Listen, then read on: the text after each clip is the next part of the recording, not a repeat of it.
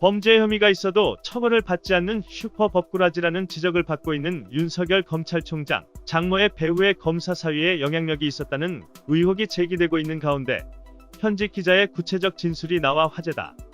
일종의 양심선언이라 할 수 있을 것인데 화제의 주인공은 오마이뉴스 구영식 기자다.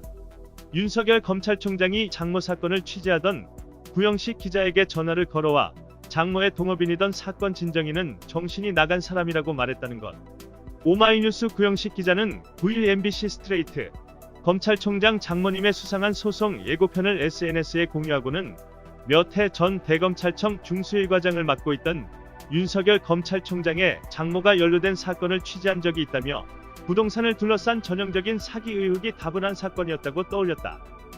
구 기자는 자신의 정당한 이익을 강탈당한 동업자는 너무나 억울해 검찰에 수차례 고소했지만 장모는 다 무혐의였다고 설명하고는 이 때문에 동업자는 장모가 검사를 사위로 뒀기 때문에 자신의 고소 사건이 번번이 무혐의 처리된다고 합리적으로 의심했다고 밝혔다. 구영식 기자가 언급한 장모 사건이란 사업가 정대택 씨와의 윤석열 총장의 장모 사이의 분쟁 사건을 의미한다.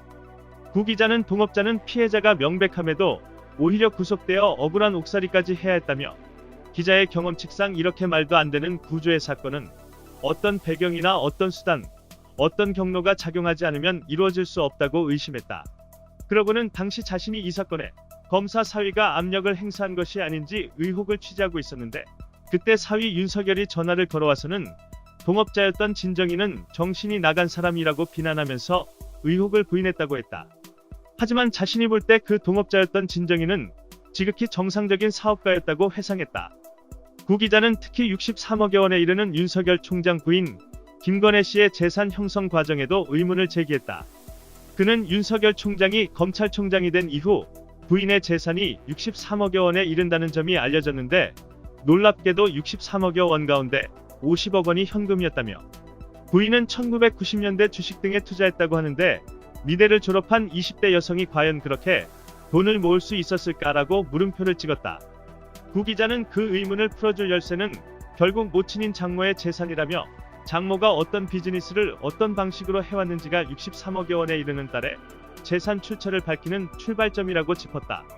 실제로 스트레이트 방송이 나가자 구영식 기자는 SNS에 오늘 스트레이트에서 묻지 않는 게 있다며 60억여 원에 이르는 부인의 재산은 과연 어떻게 형성됐는지 한참 늦었지만 이제라도 물어야 한다고 재차 강조했다.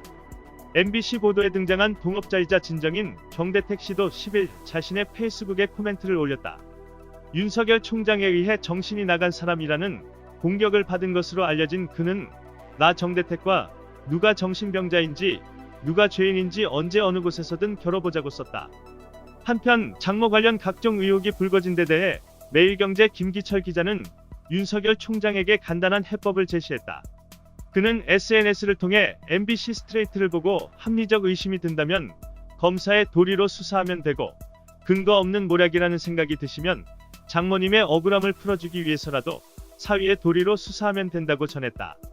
하지만 신천지 압수수색이랑 나경원 일가 비위의혹, 세월호 책임자 처벌 등 국민들이 원하는 수사는 절대 하지 않는 것으로 유명한 윤석열 총장의 스타일이 이번에도 달라지지 않을 것 같다. 한일전 제2촛불 4.15 총선으로 한 큐에 심판하자. 이상 뉴스 검색이었습니다. 구독과 좋아요 부탁드립니다.